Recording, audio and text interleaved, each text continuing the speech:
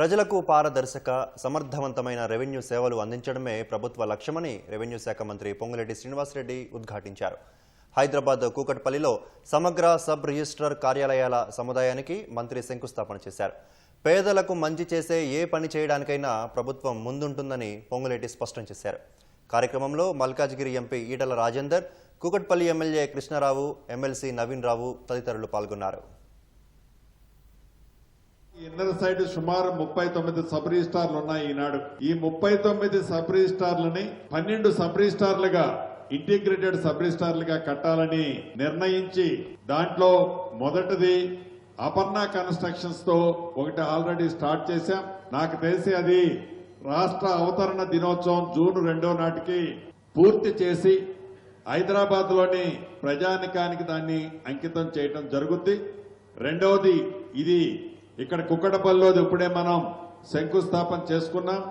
ఇలా 12కి 12 ప్రైవేటు సెక్టర్లలో 12 మందిని ఐడెంటిఫై చేశాం.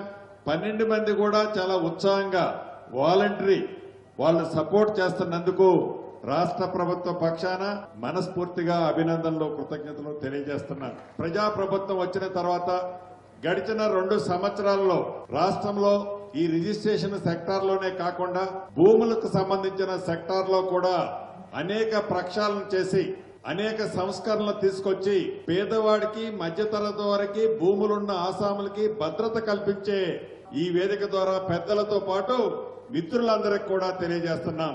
ఈ హైదరాబాద్ మహానగరంలో ఒక ఈ స్టాంప్స్ అండ్ రిజిస్ట్రేషన్స్ బిల్డింగులు కట్టి వదిలేయటం కాదు, కట్టడం ఎవరైనా కడతాం, కానీ దాన్ని మెయింటైన్ చేయటం కూడా చాలా ఇంపార్టెంట్.